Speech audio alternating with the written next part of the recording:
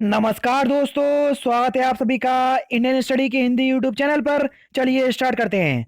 दोस्तों, आज की इस वीडियो में यूपी पुलिस कांस्टेबल के लिए आपके जो एडमिट कार्ड हैं वो आखिरकार आ ही गए हैं, जिसमें आपका एग्जाम सिटी, एग्जाम डेट और एग्जाम शिफ्ट के किस शिफ्ट में आपका एग्जाम होगा, सारा कुछ मैंने आपको कल की वीडियो में बता दिया था। ठीक है, अब केवल और केवल आपके पास अंतिम 10 दिन बचे हुए हैं।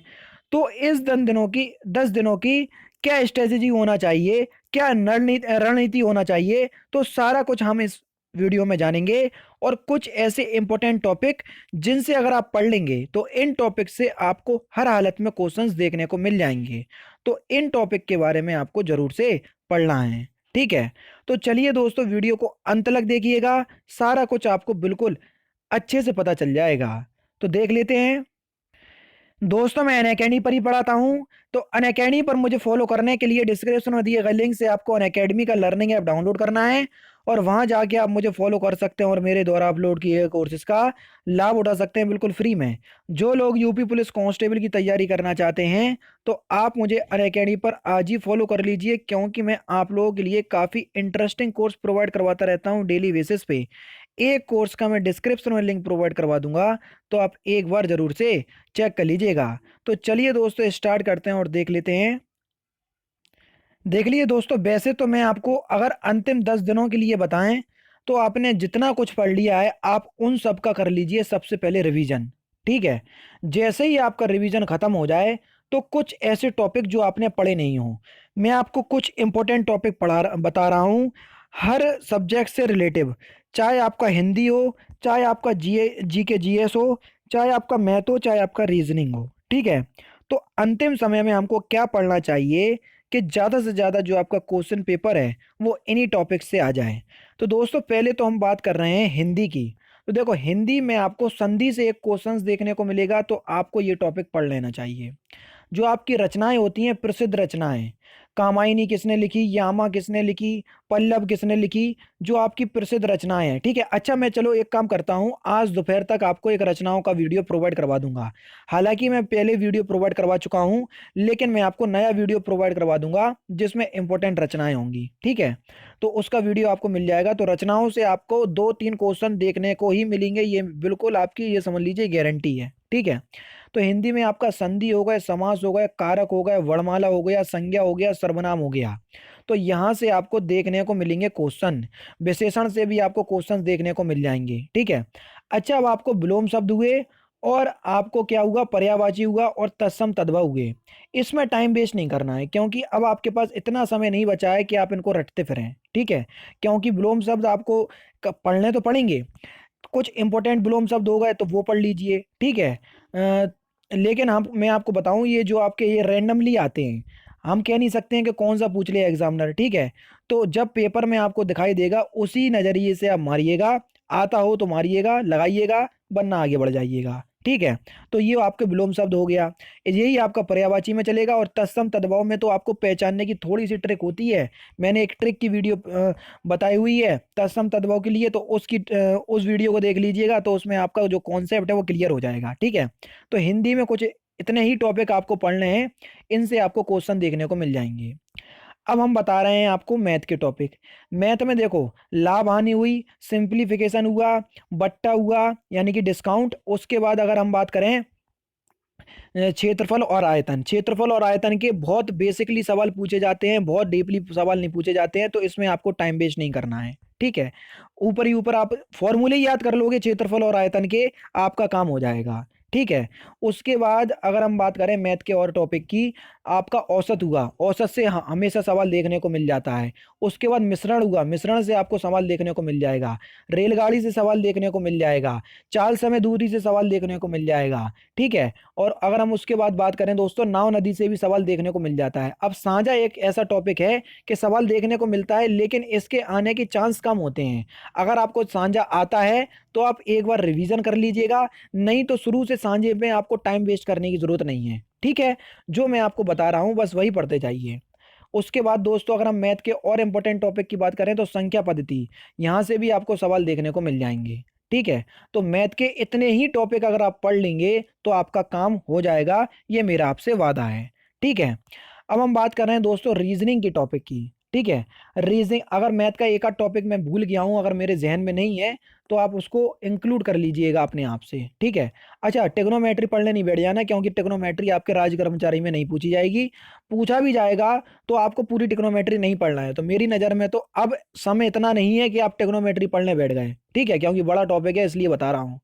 तो आपको इतना नहीं पढ़ना है। हाइट एंड डिस्टेंस भी आपको नहीं पढ़ना है। हाइट एंड डिस्टेंस भी मुश्किल से अगर पूछ ले एग्जाम तो पूछ ले, वरना एग्जामिनर हाइट एंड डिस्टेंस से भी सवाल नहीं पूछेगा, ये मेरा आपसे वादा है। ठीक है। अगर हम बात करें रीजनिंग की, तो देखो रीजनिंग में घड़ी से एक क्वेश्चंस आपको देखने को मिलेगा, कैलेंडर से आपको क्वेश्चंस देखने को मिलेगा, पासे से क्वेश्चंस आपको देखने को मिलेगा, कोडिंग डिकोडिंग से क्वेश्चंस देखने को मिलेगा, ब्लड रिलेशन से आपको क्वेश्चंस देखने को मिलेगा। उसके बाद जो आपकी आकृतियां होती हैं कि इसमें कितने त्रिभुज है, इसमें कितने आपके आयत हैं, उनसे क्वेश्चंस देखने को मिलेगा। ठीक है। और दोस्तों अगर हम बात करें आकृति वाली, जल प्रतिबिंब हुआ, ठीक है, उसके बाद आपका दर्पण प्रतिबिंब हुआ, यहां से तो क्वेश्चंस आपको देखने को ही मिल रहे हैं हमेशा। हर एग्जाम में जल प्रतिबिंब हुआ आपका, चाहे जो मैंने बताया दर्पण प्रतिबिंब हुआ, यहाँ सब से आपको क्वेश्चंस देखने को मिल रहे हैं। ठीक है। तो आप इनको एक बार जरूर से याद कर लीजिएगा या रिवाइज कर लीजिएगा। तो रीजनिंग के इतने टॉपिक जो हैं वो आपके इम्पोर्टेंट हैं। ठीक है। और जो आपके रिक्त स्थान वाले होते हैं, पूर्ण करने वाले, ठीक है, तो क्रम व्यवस्थाकरण से भी आपके सवाल पूछ लिए जाते हैं कि अगर रीता का स्थान बाएं से 14वां है, दाएं से 16वां है, तो कुल कितने व्यक्ति हैं। या अदल बदल कर लिया जाता है, तो रीता बाएं से 24 में हो जाती है, तो कुल कितने व्यक्ति थे या कितने बच्चे थे इस श्रृंखला में। ठीक है। तो इस प्रकार से ये भी सवाल आपके देखने को मिल जाएंगे आपके एग्जाम में। ठीक है। तो रीजनिंग हो गया, मैथ हो गया, और हमने हिंदी बता दी। अब लास्ट में जो बता है वो बचा है आपका जीके। अच्छा, जीके में आपको बहुत ज़्यादा टाइम वेस्ट करने की ज़रूरत नहीं है। क्यों? क्योंकि जीके जो है वो अथाह है। अगर आप अभी पढ़ने बैठेंगे तो आपका एक तो दिमाग खराब होगा। क्यों? क्योंकि सिलेबस इतना है उसका कि आप बिल्कुल 10 दिनों में पूरा कर ही नहीं सकते। लेकिन कुछ ऐसे टॉपिक्स हैं जहां से आपको सवाल देखने को मिलेगा। जैसे उत्तर प्रदेश की करंट अफेयर्स हुई, तो उत्तर प्रदेश की करंट अफेयर्स के बारे में आपको पढ़ना है जरूर से। अभी मैं आपको 5 वीडियो प्रोवाइड करवाऊंगा उत्तर प्रदेश की करंट अफेयर्स की। ठीक है। तो उन्हीं 5 वीडियो में से आपको मुश्किल से, कुछ नहीं तो हर वीडियो में से एक दो क्वेश्चंस देखने को मिल जाएंगे चारों शिफ्ट में। ठीक है। तो दोस्तों उत्तर प्रदेश की करंट अफेयर्स से सवाल आने ही हैं, उत्तर प्रदेश की जीके से सवाल आने ही हैं। तो उत्तर प्रदेश की जीके के बारे में मैं आपको अच्छे से पढ़ना पड़ेगा। ठीक है। मैंने उत्तर प्रदेश की जीके के या उत्तर प्रदेश की समान ज्ञान के 15 लेसन्स प्रोवाइड करवाए हैं यूट्यूब चैनल पे। ठीक है, जो लोग डेली बेसिस पे देखते हुए आ रहे हैं, और एक वीडियो में मैंने 20 क्वेश्चंस कवर किए। और आगे पूरा 28 जनवरी तक 25 वीडियो हो जाएंगी। अब 25 का 20 से गुणा करवाइए दोस्तों, 25 दूनी 50, यानी कि 500 क्वेश्चन केवल और केवल आपके उत्तर प्रदेश की जीके के हो गए। बताइए दोस्तों। और डेली बेसिस पे मैं आपको 20 क्वेश्चंस प्रोवाइड करवाता हूँ अपने ऑनलाइन टेस्ट में। और उस टेस्ट सीरीज के कम से कम 40 टेस्ट हो जाएंगे आपके एग्जाम आते आते।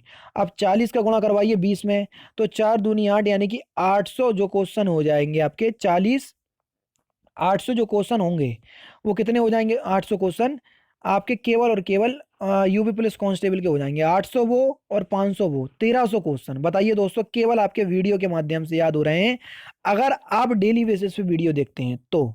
समझ रहे? और काफ़ी इंपॉर्टेंट क्वेश्चन। एक तो आपकी प्रैक्टिस भी होती है, दूसरी आपको जो चीज़ आती भी नहीं है वो भी पता चल जाती है। तो हम लोग तो निरंतर आपके एग्जाम के पीछे पड़े हुए हैं। बस अब ये आपका निर्णय है कि आपको किस तरीके से पढ़ना है। ठीक है। तो दोस्तों, ये जो कुछ टॉपिक मैंने आपको बताया, उत्तर प्रदेश की करंट अफेयर्स हो गई, उत्तर प्रदेश की जीके हो गई। अच्छा, संधियों के बारे में जरूर पढ़ लेना। संधियों का मतलब डेविड जल संधि हो गई, पाक जलडमरू हो गया, मैकमोहन रेखा हो गई, डूरंट रेखा हो गई। यहाँ से क्वेश्चन मोस्टली हम देख रहे हैं कि एग्जाम में आ रहे हैं, तो इनके बारे में जरूर से देख लीजिएगा। उसके बाद दोस्तों अगर हम बात करें जो उत्तर प्रदेश के जो अखबार हैं उनके बारे में देख लीजिएगा, क्योंकि उनके बारे में भी एग्जाम में पूछ लिया जाता है। ठीक है। जीके के तो बहुत सारे टॉपिक है, मैं आपको क्या बता दूं, विविध से भी आपको क्वेश्चन देखने को मिल जाएगा। अच्छा, स्पोर्ट्स से जरूर पढ़ लीजिएगा। उत्तर प्रदेश के जो महत्वपूर्ण खिलाड़ी हैं, इसके लिए मैंने वीडियो भी प्रोवाइड करवाई, उसको देख लीजिएगा।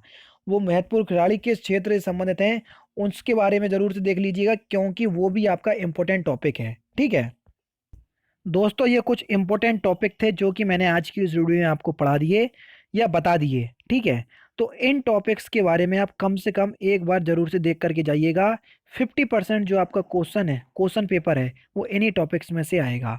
तो दोस्तों फिलहाल की वीडियो में सिर्फ इतना ही। अगर आपको वीडियो पसंद आए तो प्लीज़ वीडियो को लाइक कीजिए, शेयर कीजिए और साथ ही साथ मेरे चैनल को सब्सक्राइब करना ना भूलें, क्योंकि मैं रोजाना इसी तरह की वीडियोस आप लोगों के लिए लाता रहता हूँ। नमस्कार दोस्तों, जय हिंद, जय भारत।